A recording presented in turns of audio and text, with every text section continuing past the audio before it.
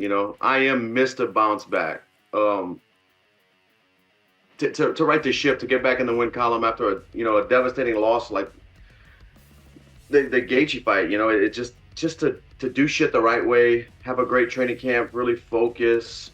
I practice a lot of mindfulness this camp. I kind of block myself out from everybody. I have so many people to catch up with because I didn't respond to any texts. I didn't answer any calls. Like I was just freaking. I took myself into another place like this training camp. Even my family. I mean, I haven't spoke to my father in like 8 or 9 weeks. Wow. He was calling me all throughout camp. He called me on fight day. I didn't return any calls to anyone. And why is that needed? Or why was that needed for this particular one? I'm not sure. I just wanted to block everything out, I just wanted to block everything out and really fully 100% focus on this fight. I don't know. Yeah, and I'm no stranger to being beat, to coming off of losses. But this one at 35 years old, after getting title shots and working my way up, getting another title shot, when you lose like that to a guy like Gaethje, and at this age, it really felt like, all losses suck, but this one really hurt, because I don't know how many more runs, how many more chances I have left. That's why I kind of embraced this whole fight week.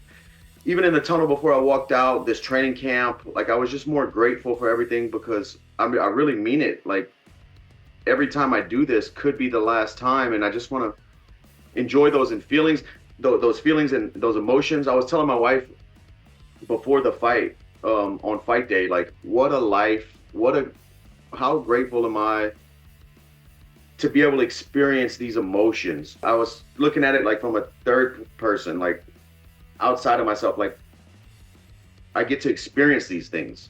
This is an experience, these emotions, this uncomfortableness. I'm about to walk out here in front of Miami and fight for my life. I get to experience this. Like it just felt good thinking of things that way. It made me feel grateful for the moment I was in. Wow. Instead of being back against the wall feeling. Wow. It changed my perspective on the moment. But I'll never stop jumping guillotines either. Yeah. He never took me down. I took myself down like 5 times. What is the obsession with this jumping guillotine? Like, why do you love it so much, and why are you so insistent on trying to nail it multiple times a fight? I don't know, Ariel. I need to stop, but I would never.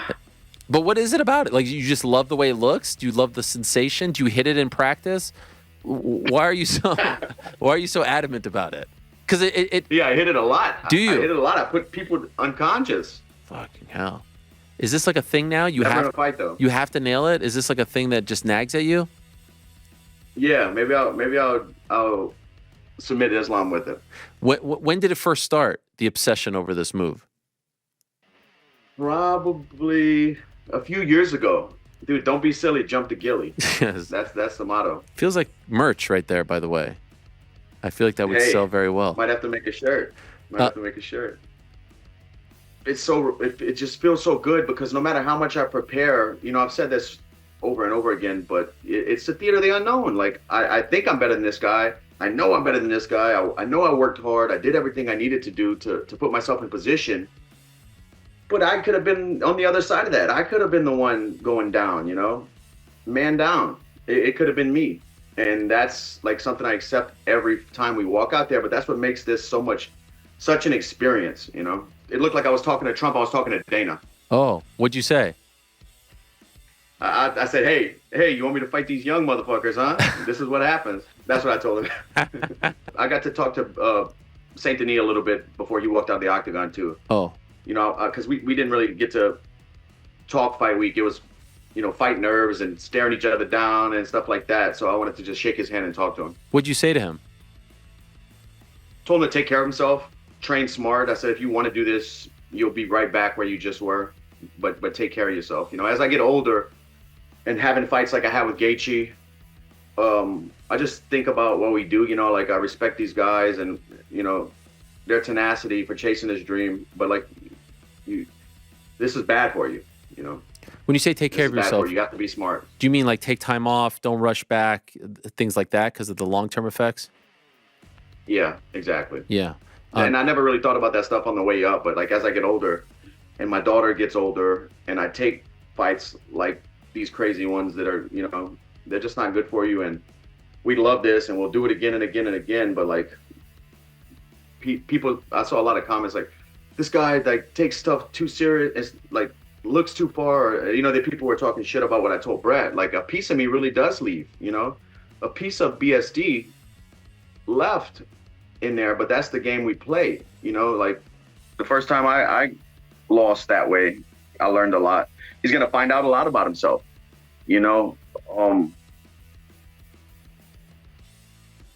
Losses like that, if you're in the right state of mind, it's really a beautiful time to experience yourself, to find out who you are and have a moment with yourself. When you're winning and the ball's moving and it's going down like a snowball effect, everything's moving so well with you, growing big, everything's getting bigger. It's easy to miss a lot of the lessons, and I think about this stuff the older I get, with wins too, with losses, with everything. Like there's so many little messages that we could be learning from going through this experience of life and fighting. If he's in the right state of mind, he'll pick up those lessons. It's just really a great time to experience yourself. I did a 30-minute or 20-minute walk every morning before breakfast, just to clear my mind, set my intentions for the day, be appreciative for freaking breathing air. I don't know, maybe I'm getting old, maybe I'm being an old man, I don't know. I'm just trying to like experience things in a different way, because I'm so blessed, just to be in this mindset.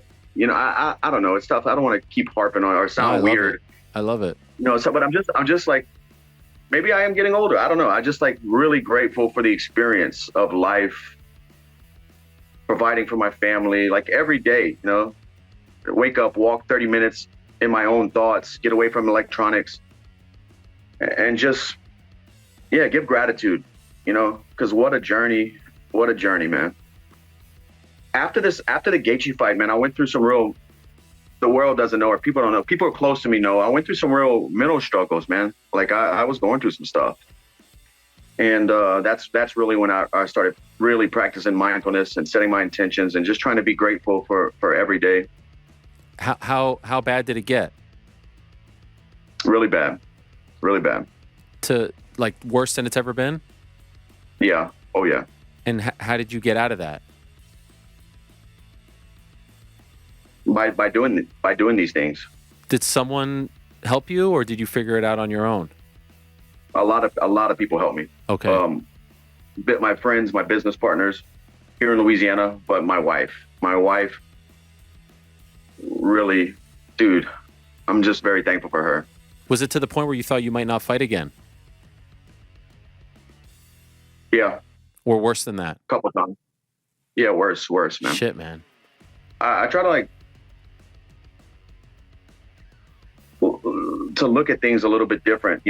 Fighting is just something I do, that kind of mindset, because fighting was everything to me. It was my whole life. Like I judged who I was by fighting. It was a person I am. If I'm not the fighter, Dustin the fighter, who am I? And I just kind of like tried to take a step back from that after the Gaethje loss, when I was going through all this shit, and like, it's just something I do. Fighting is part of my life. It's been a vehicle to get me and my family where I need to be, to set up the foundation and help people. Like it's been a vehicle to get things in the right place, but this is just something I do. I can't, life goes on, Mm-hmm. I feel like I'm kind of dancing around it. But like, was it to the point where you were like worried about your own well-being? Yeah, big time. Oh man. And do you feel like you're out of that? Right now I am, for sure. Yeah. The last two and a half months, I've been out of that darkness. Okay. Have you talked to other fighters who have gone through this? No, but like whenever I saw Volk, talking and be kind of express himself and being honest, I was like, that's just, we're going through the same thing. I think it's important to like open up and talk about how you feel. We're such in the spotlight and being tough guys all the time and stuff, but we're people too. Like that's the part of the mindset. Like Dustin the fighter, but what about Dustin? What about me? Mm-hmm. Yeah, dude, life is deep, man. Yeah. And fighting is something I do. So it's good to tap in with yourself, and check in on yourself, be good to yourself. Like my boy Theo says, you got to be good to yourself, man. I am very, very appreciative of the journey and the experiences of life, man. When you step back, like everybody listening, try that. Take a day out where you step back from being in the spotlight, being in the moment, like step back and just take a deep breath and like, wow, we're fortunate we get to live this life and appreciate things and experience things, the hurt, the bad, the good, it's incredible, man, when you look at it that way.